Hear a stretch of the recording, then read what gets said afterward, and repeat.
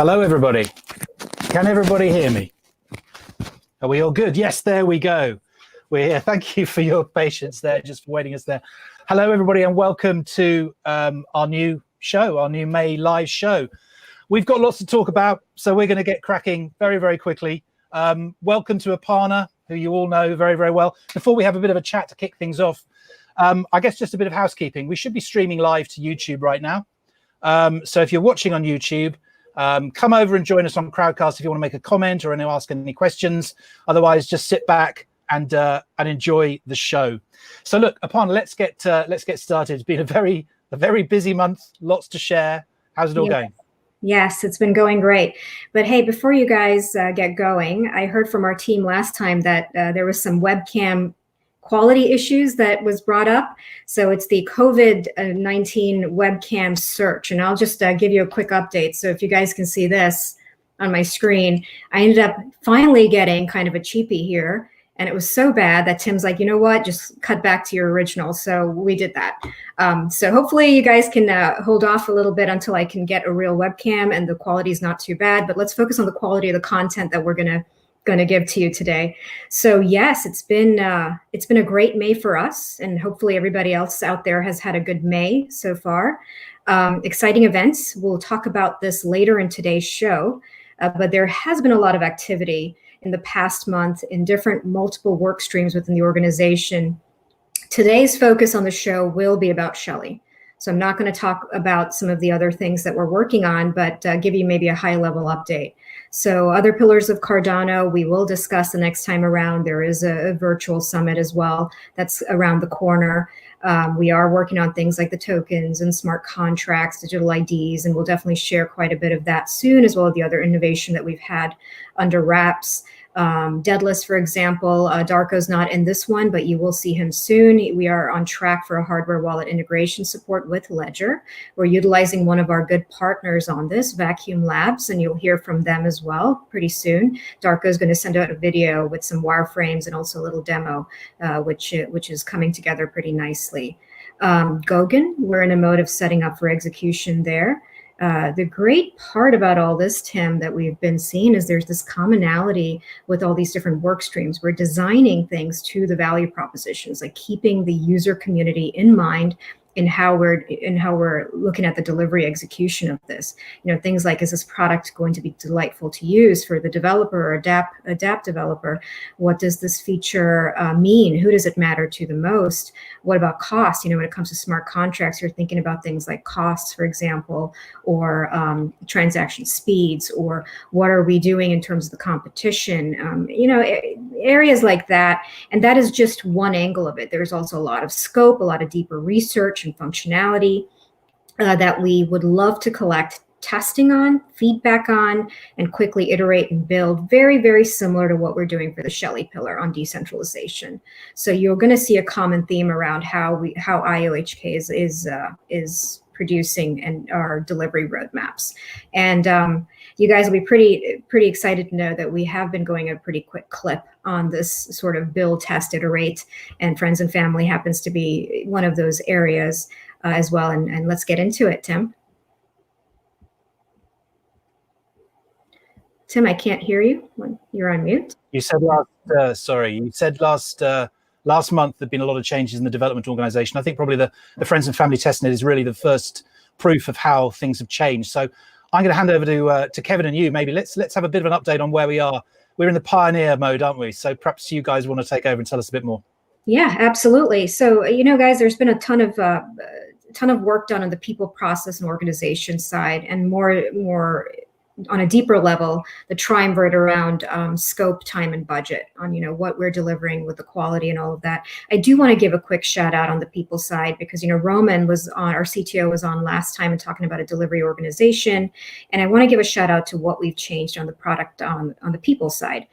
dedicated teams focused on different work streams, but we're all focused on a goalpost, which you will see later on today. And it's made a lot of difference. And for Shelley specifically, we have product marketing that sets up the go-to-markets on feature benefits and value propositions. I want to give a shout out to our lead over there for Shelley, Maki, who's instrumental in the live show as well, and in getting the feedback collected and all of that. Kevin, of course, as you know, is our tech lead on the team. And then we have Sava. I want to give a shout out for our product lead, and then Chris Greenwood, who you saw recently on the update, and you'll see regularly on the ops side. So everybody kind of coming together on that. And when it comes to the friends and family and Shelley in general, we are focused on user acceptance testing or user testing. And that is a product process that's inherent to building relevant product. Flight, for example, you guys are familiar with that, was one such endeavor. And it was to basically collect organized feedback before we actually put something into production. And we're not only testing the scope or a feature set, we're testing the underlying science and engineering as well, because a lot of the research stuff, it hasn't seen the real world variances as of yet.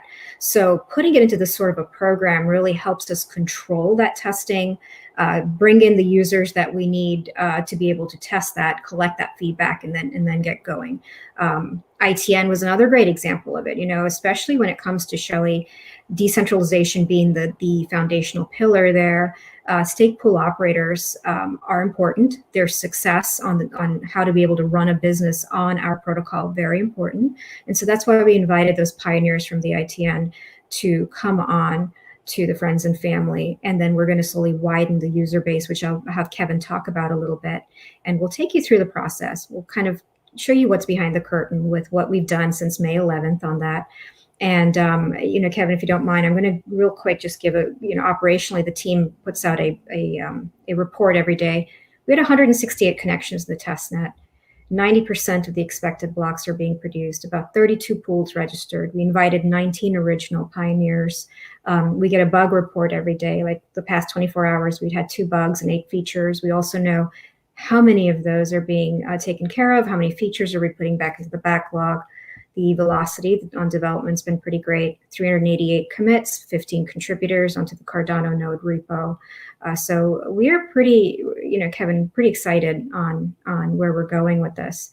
So, Kevin, let's talk through maybe the exercises. Why don't we discuss that and talk to the broader audience and give them a peek into how the UAT process was?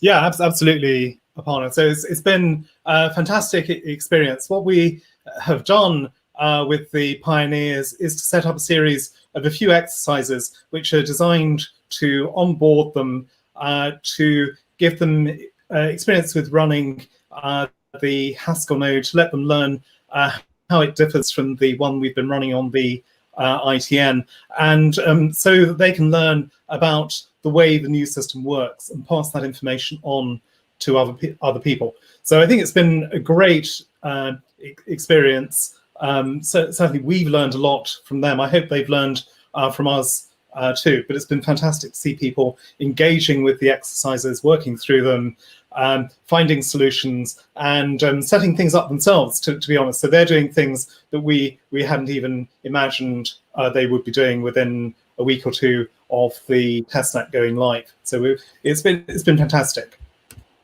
That's great. So we've done, some of the exercises were around just basic node setups, right? We had exercises around key management.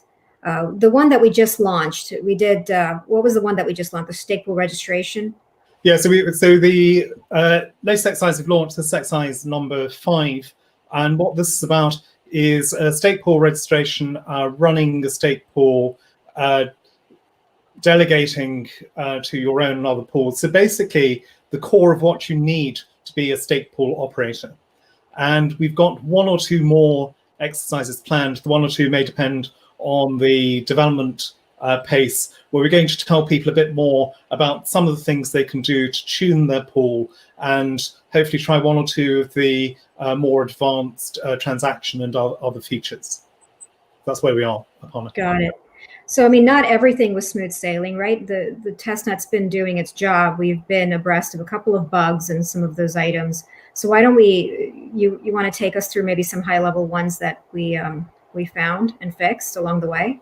Yeah, so you've mentioned bugs, Aparna, but actually I've been very impressed because we haven't really encountered many bugs in the last 2 weeks. The bugs we have encountered have been relatively small items, things about logging information, that kind of thing, and nothing that really affects the core node.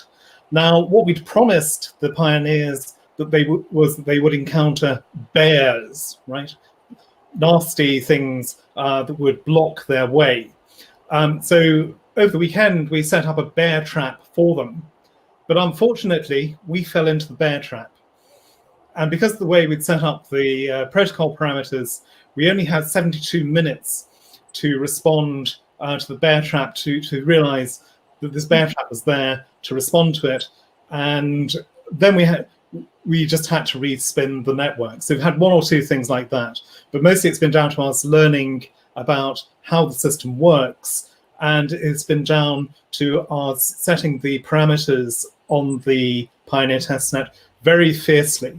We've got 6-hour epochs, for example, so that really gives us very little time to do anything compared with the mainnet. On mainnet, we will have 4 or 5 day epochs, so which will be 20 times the amount of time to respond to anything. So we've really made things very hard for ourselves on the testnet. But we've recovered from that. We've learned from it, and the experience is going to be much, much better for everyone else who comes along. Well, what I've been impressed with is the speed at which we are able to resolve and do any forensics, and that goes to how well the whole formal methodology and what we've been doing on the front end has worked out, because we are able to pinpoint and quickly get to an answer. So this has been a really good experience on that. So just you've been a part of the ITN as well, Kevin. What do you feel is going well? I just want to get your thoughts on what's going well with the whole Pioneer movement.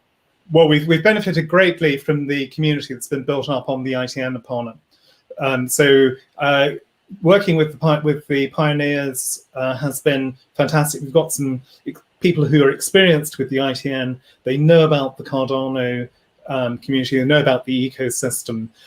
They've been writing tutorials. They've been explaining things to the rest of the community.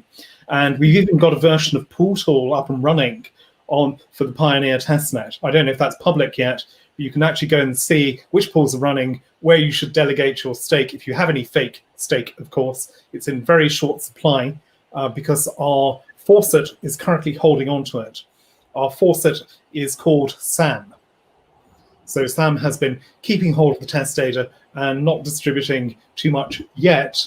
But of course, once we've onboarded the next group of pioneers, we're going to be opening up a bit more to bringing on more people there.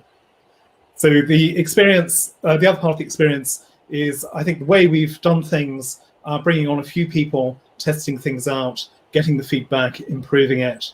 That's been a great process, because obviously it's allowed us to fix things up. I know it's created a bit of tension with people not getting access to the testnet quite as quickly, but we've been able to fix things, get input from some experienced people, focus on specific problems, get things improved, so that the second wave of pioneers in the public, you're going to have a vastly better experience. Trust me. Absolutely. I totally agree. I read some of the community temp check reports that our community team from the CF have been doing and we've been doing, and everything looks pretty green. So you guys are obviously enjoying the experience and thank you so much for your time as well to help us go through this process very quickly. So here's my time, of course, Aparna. I mean, we should shout out we've got some fantastic developers and an amazing QA team who've been working through everything, documentation team, working almost through the night to fix things up for it. So absolutely amazing team. Absolutely. It's a pleasure to work here, Kevin. So here's a big one. So I know we've been keeping our tabs on people's questions and all that, and pledge mechanics and logistics were a really big topic last month, right? And we delivered some educational insight on it in the blogs. You guys did a great job on the Cardano effect, talking about all the different parameters. And given that stake pool operators are our key persona for this testnet. Can you summarize for the rest of the community what the ask was, and high level, how are we covering it, around the different parameters and so on? Okay, so there's a tension, Aparna, between the different parameter settings that we've got here. People have been very focused on the pledge setting, but it's not the only thing we have to be concerned by with the mainnet, of course. So one of the key parameters is actually the saturation limit, the target number of pools that we want to have. So it's important to have a lot of pools, of course, to achieve our decentralization effect. But equally, we have to make sure that the pools that we do have are properly funded, they're professionally run pools. We have people who can deal with queries, keep the network running 24/7, etc. So there's a tension between having thousands of pools and providing sufficient return to the pools that are going to be engaged with the network so that it can keep running. That's going to be a key parameter choice. I very much like to tell people what it will be, but we don't quite know yet, right, Aparna? It's still being discussed. We're still getting some input into that. We've got some good ideas about it, and we think we know roughly where this should be. But we need some commercial input. And I've been polling the pioneers to give us some information about, for example, the real cost of running their pools. This is commercially sensitive information, so we're not going to pass it on to anyone else, but also information about the levels of pledge that they have access to. And that's been very interesting to us because it's helped us to say, okay, we can now start to finalize the setting for some of these parameters. We can model exactly what will happen. If you watch the Cardano effect, you'll see that Lars has produced some amazing models of the pledge effect, what happens with different pledge levels. And we will be able to give you a pretty definitive answer on that in the very near future.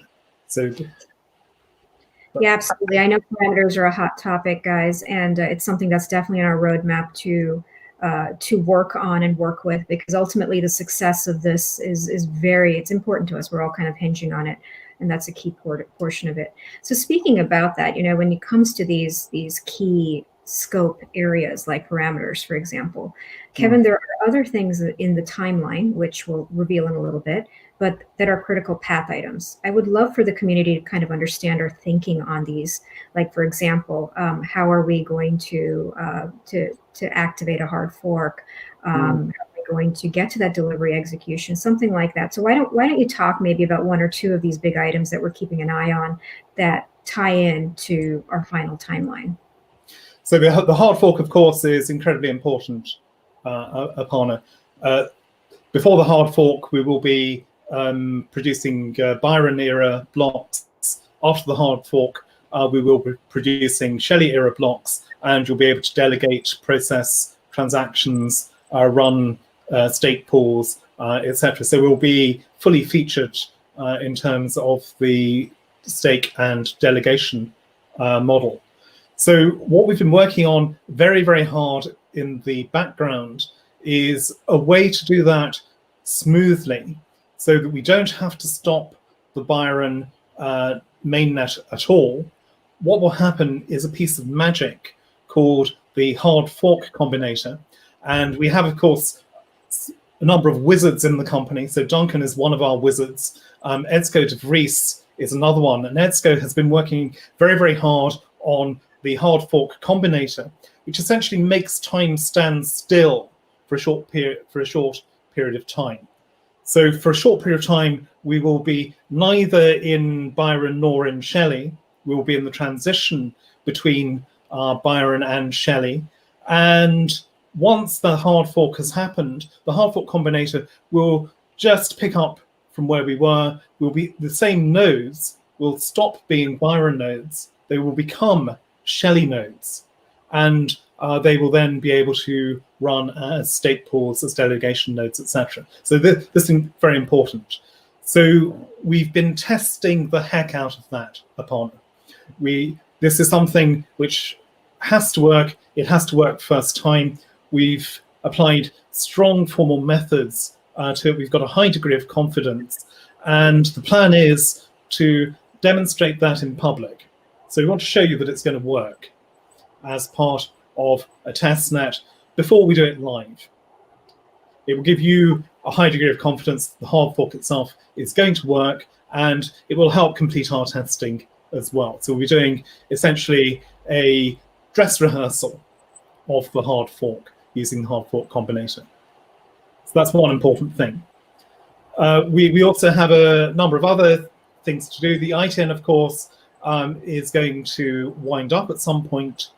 There will be a balance check that we have to make, and we have to make sure that all the rewards from the ITN are transferred over to the mainnet before we start running in Shelley mode. So there's a sequence of events that has to take place, all of which hinges around the hard fork. We need to do them in the right order. We need to take a lot of care, of course, because we're dealing with real ADA here, and we don't want to lose any of the ADA that anyone has earned on the ITN. So we're taking a great deal of care over that process. We've got a team that's looking into that. And we'll give you a chance to check that the rewards that you have earned on the ITN will be carried forward into the mainnet before we start up with Shelley itself. So, Kevin, one of the questions we've had from the community is around rewards on the mainnet. I don't imagine we can give a number yet, but certainly it's been recognized that fairly generous rewards on the ITN. Do we have any update on how we're working that through? Yeah, so this is being discussed, of course. The parameters all work together to determine this, Tim. So you kind of can't say it's this without saying what all the other parameters will be. They're all mixed together. I would expect that the rewards on the mainnet will be similar to those on the ITN. They, as a ballpark, they might be slightly higher, they might be slightly lower. So I hope that's enough information. I'm sure that's fine. Ultimately, it's not my decision. Yeah, I mean, one of the other questions that's come up is also around the subject of saturation, which again is very related to all these topics. Saturation was a fairly hot thing on the ITN, but I imagine it's going to be slightly different with the protocols on the mainnet. It's going to be slightly different. The main effect that we're expecting, Tim, is that we'll be running more pools. So on the ITN, we set the saturation limit to 100. We ended up with about 250 active pools. So depending on the number of pools that we feel is the right number to start with, then we will set that parameter accordingly. But whatever we set it to, the startup is going to be much smoother because of the mechanisms. We had an effect with the ITN where the first few pools that were lucky enough to get started got really, really major rewards for a few epochs. And then the saturation limit cut in and the rewards dropped. On the mainnet, that won't happen. The rewards will essentially stay the same regardless of the limit. So it's only really once we get above the limit and once pools start to become saturated that you'll see that effect kicking in. Okay. We also had quite a bit of feedback from the pioneers. So I've asked them what their tolerance is to the K setting. So I've got some interesting information come in from that, and they seem to be very keen for us to eventually decentralize to 1,000 pools or so. So that's interesting for us to hear that.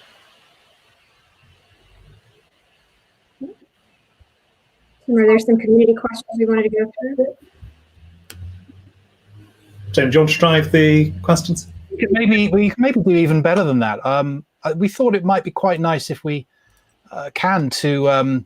we've had a number of pioneers have joined the testnet recently. We thought it might be rather nice if we actually heard from a couple of them. So perhaps if we can get the technology working here. I'd like to invite a couple of our pioneers on board. So here we are. Hi. Hello. I'm good. Camera, it's great to have you. Thank you. So Brittany, you've just joined as one of our new cohorts. So you're one of the second round of pioneers to come on board. Perhaps you just want to start by introducing yourself a little bit, telling us how you got involved with the Cardano and the blockchain.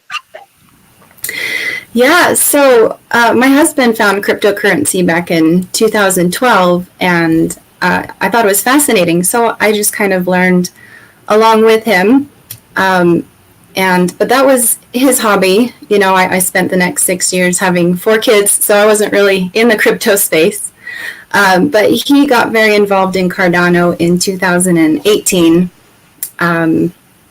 And at that time, I was looking to go back to school, maybe for software development. And so he invited me to join Cardano. He said I could just learn what I needed to learn and develop on the blockchain. And I was intrigued. So I did my own research.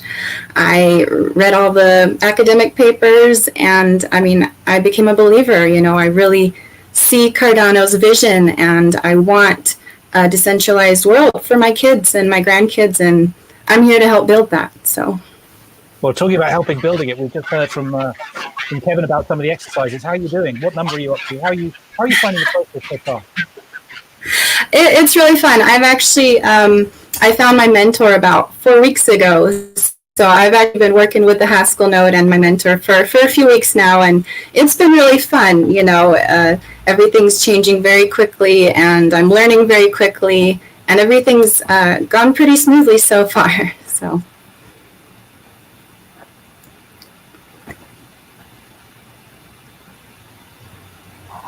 Hey, Tim, you're on mute. Sorry, I can't hear. I'm just inviting Peyton in now as well. So Peyton is also hopefully joining us. There we go. He's accepting from me. So Peyton, welcome on board as well. I mean, Peyton is, some of you may know Peyton. He's got a YouTube channel, and he's been pushing out some content over the past. Here we go. It's Peyton. Now, there we go. Peyton, some of you may recognize him from YouTube. Hello. Peyton, welcome. Thank you again for agreeing to come on the show. It'd be great just to hear from you as well. I mean, for those people who don't know you, perhaps introduce yourself, your pool, your channel, and how you got involved with Cardano. Well, my name is Peyton. My YouTube channel is Big Pay. My stake pool is PayADA. And I got involved in Cardano in around, I think, later in 2017. Really, just reading about the formal proof method that you guys do is what got me attracted to it. I didn't really like proof of work just because of the power consumption. So, and then I was also very worried about formal methods. So I lashed right onto it, seeing Charles's whiteboard video and then reading the papers. So how are you finding it? I mean, did you have any experience of particular, I mean, I assume not Haskell coding, but certainly other types of computer coding? How would you say you're finding the experience as someone of your level of sort of skills? I don't think it's too hard. And I think anyone that wants to learn and is willing to learn could do it. And if they just put the time in, I don't think you need a great level of expertise to do this. And what's cool about the testnet is you have time to actually learn. Yeah, I mean, I think we sort of what Kevin has conceived is a little bit of a course which hopefully holds people's hands through the process of setting up their node and setting up a pool. Obviously, also the mentoring system. Have you identified a couple of guys to mentor yourself yet, Peyton? Yeah. Do you have them? What's your experience working with them as a mentor as opposed to going through the exercises for yourself? My method of learning is teaching people, so it's been really helpful for me in that sense. But the people that I brought on were pretty tech savvy, and they already had their nodes up and running and the relays going just from reading the documentation. So I'd helped them a little bit here and there, but they were already ready to go, excited for it, you know. So Brittany, I think you've got your own ideas as well about bringing more people on board once you've cracked it yourself. Tell us a little bit more about some of your plans and your thoughts.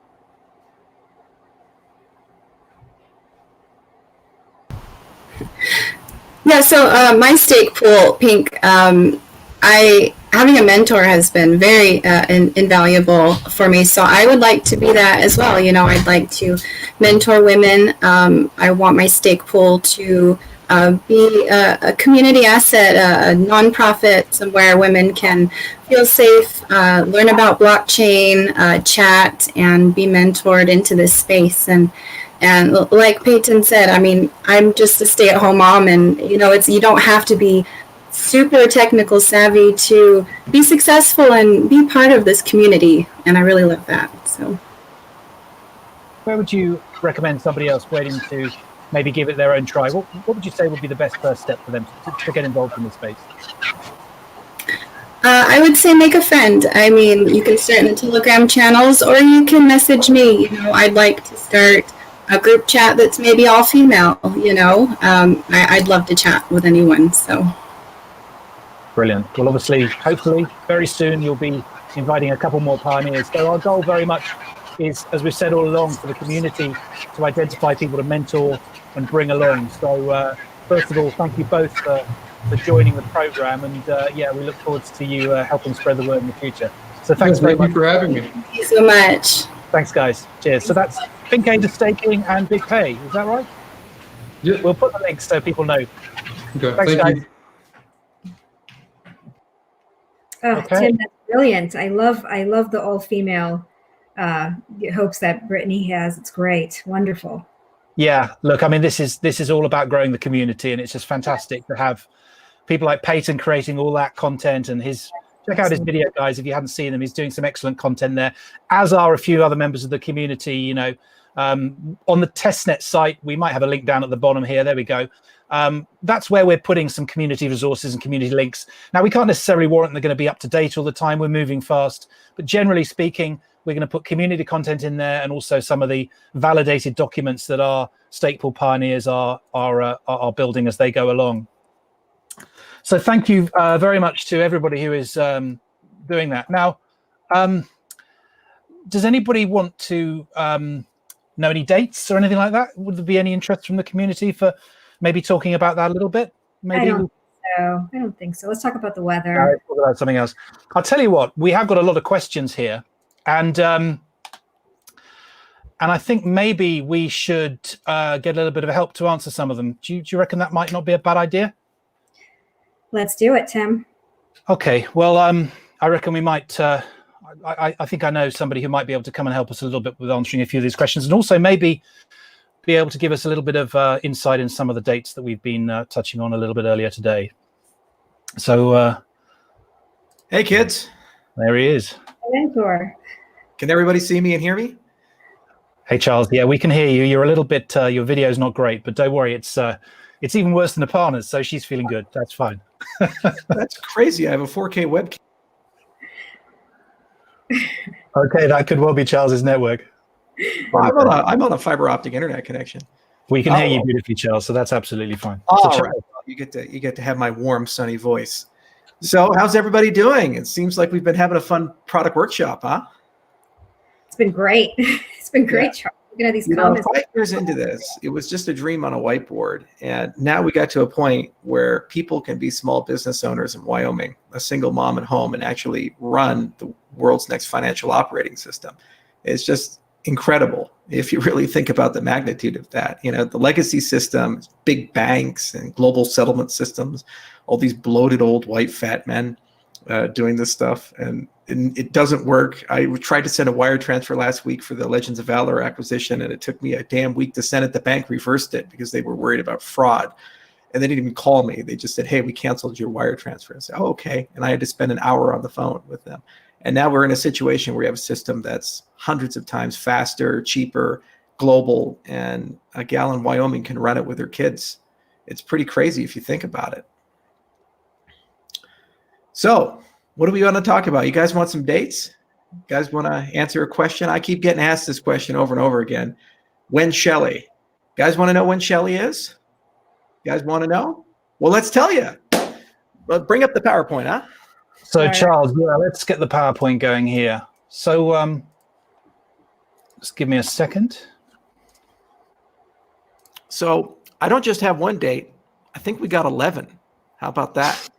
Because we always overdo it here. We're A+ people. Absolutely. Okay, so I'm going to go into full screen now. So I'm going to disappear for a little while, and I'm going to let you take over, Charles. Okay, so we started on May 11th launching the Haskell Testnet for Pioneers. So the point here was saying, hey, we spent 6 months with the ITN people learned how to be stake pool operators. They built relationships with the community, and they proved that they could actually be trusted to do stuff, to run the system. And then we said, okay, well, the people really blew us away all across the world. Let's invite them into the Pioneer set and use it as an opportunity to make sure that everything's working correctly and that we can build great pedagogy to train everybody to be pioneers, everybody to be a stake pool operator. So we began that process on the 11th. Then on the 25th, we entered the second cohort. We also tagged a great release recently. I think that was Cardano 1.12. Really, the developers have been working overtime on that. So the first date I got for you is June 9th. And that's when this opens up to everybody, the whole world, for anybody who wants to run a stake pool. And at that point, we'll have great materials. You'll have a large cohort of people, both at IOHK, Emergo, and CF, as well in the community, to teach you and train you. And then the next date we have for you is June 16th. And that's when we're actually going to end up putting everything together end to end. Okay, so that basically means the wallet backend, dataless, all those mechanics are there. So this goes from a node with a command line that's intended for the people who want to run businesses, they actually want to run the network, to basically being able to see all of Shelley together and get a sense of what the end user experience is going to look like. Then we are entering June 23rd, and that's going to run as the hard fork combinator test. And basically the idea here is that we're going to have something that looks like the mainnet, and we're going to go from Byron to Shelley to verify all that moon math that those wizards did and those dark spells and incantations that they came up with actually work. Now, if everything works without a hitch, June 30th, we're shipping Shelley. And basically that means that there's going to be a client. You download that client, and that is Shelley. And basically what happens is that you have 4 weeks to upgrade between June 30th and June 29th. And then on June 29th, we're going to do a hard fork. Now, there's going to be a few things that happen in July. So, for example, if we run into some bears or icebergs or other problems with that hard fork combinator test on the mainnet candidate, just like SpaceX recently had to do was trying to bring us into space, they have to always have an alternate launch date. So July 7th is our backup for that candidate that we release that you guys will download. But if everything goes without a hitch, June 30th will be the date we ship that. So there's going to be a week range there. Then we have to kind of turn some things off. So for exchanges and other such things, we tell them, hey, from the 23rd to the 20th, upgrade your stuff. And if you don't upgrade it by the 20th, we're going to shut all those relays off, and the old Byron stuff isn't going to work anymore for you. So please upgrade, update, and get into the Shelley era. And then at the 29th, we have Fort. So what does that mean for you guys? Next date means that after an epoch, all those ITN rewards that you've earned will be available, and you can restore them in your wallet August 3rd. And what does it mean that you guys can actually start running the network? All those pioneers that are training today here in May and in June and these other dates, they'll be able to register their pools. You'll be able to delegate to them in the month of August. And if you count the epochs and the design of the system, it means they'll start making blocks August 18th. And that means we have then begun the hybrid phase, and decentralization has begun, and Shelley is shipped. So we got 11 dates here, and these were systematically and carefully built. We waited a long time to get to this point because we wanted to have a high degree of confidence. Obviously, bad things could happen. Duncan could get teleported to a parallel dimension. I could die in a plane crash. Cobras could be mailed to us that could potentially delay something here and there. But these are high confidence states, which means more likely than not, they're going to happen. And that means come June 30th, when Shelley, that's Shelley, 100% Shelley. And technically, we could do the hard fork 5 minutes after that shipped if we really wanted to. But we have to remember this is a living ecosystem. There are exchanges, third-party wallets like Yoroi, Explorer infrastructure. There's a lot of moving pieces here. So one of the most important things when you do a rollout to go from a static and federated system to a dynamic and decentralized system is to give your partners ample time to be able to integrate properly. So from the 23rd of June on, all the way to July 29th, That's the window of time that the enterprise users, the sophisticated users have to get onto the new stuff. We'll have all the GraphQL APIs, all these other things ready to go. We'll have all the libraries ready to go. We already have a considerable amount of that work done for Byron Reboot and some of the Shelley, and it'll be finalized in about mid-June. And by June 23rd, we'll have the final experience there. So they have 6 weeks to basically flip their stuff. And then at that point, we flip the switch, push it on the 29th, and you guys suddenly can start staking. How about that? I'm really proud of everybody. This is a long time coming, and this has been an extremely difficult year because we had to change the tires on a car while it was driving. And I just want to take a moment to thank all the engineers who have literally put in unlimited amounts of time this year to get us to this point. It is not easy doing these things. We invented new protocols. We did new science. We chose a programming language that was a bit off the beaten path. But I remember Robert Frost when he said that he chose the road less taken, and it made all the difference.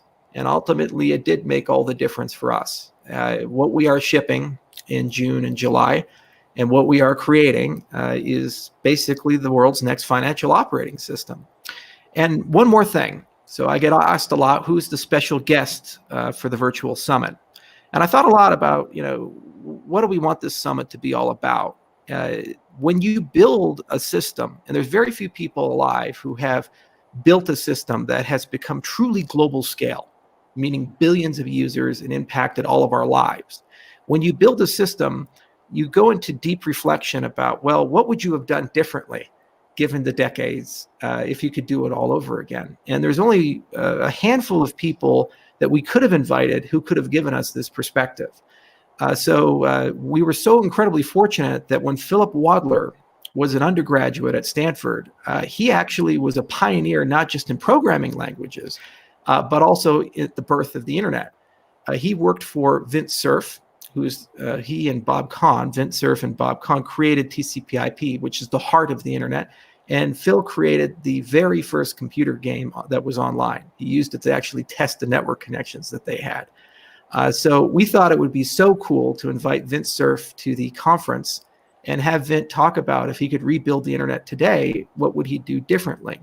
The point here is that we're just about to turn on a system that if we get it right, something like this will end up controlling your identity, your money, and how the world commercial system works in the next 40 or 50 years. So everything that we do, we have to understand lives within the arc of history. And everything we do, we have to understand these decisions will eventually become significantly meaningful to people. So I felt it was important to connect us to that legacy. And hopefully this time around, we can do things a little better and have a little bit more wisdom. I'm a great admirer of Vint, and I think he's just a phenomenal speaker and a great person. But hopefully the people who work on Cardano will have the same opportunity to be on a panel decades from now and be able to say, well, what would you have done differently if you could build Cardano today? And they can have something as meaningful that's going to come out on the virtual summit. So thank you guys so much for your time. I really appreciate it. And thank you for the hard work. This is one of the good days. It's the icing on the cake when you're a CEO to finally be able to announce when Shelley, June 30th, alternate date, July 7th, if the weather's bad. And the hard fork is the 29th. Rewards start on the 18th of August, and ITN rewards will be available, I believe, August 3rd. And Charles, I think there's one date we haven't given people just yet, and I understand due to platform considerations, we can't give the precise day, but I think we can share the month of the virtual summit. Is that correct? Yeah, early July. The virtual summit will occur in early July. It's going to be a big event, and we're going to definitely have a website coming out very soon, and the website will contain all the details. Fantastic. So look, we've got Charles here, we've got Aparna here. Perhaps if anybody's got a few questions they want to add, we've got a few here we've answered already. The date of the virtual summit. We've got a marketing question. I guess I won't go into that too much detail, but just to say, as we've said before, the goal at the moment for marketing is to create a single source of truth.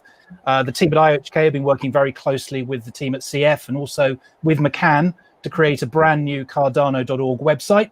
And that will be revealed at the virtual summit, if not slightly before there. So that's the first step.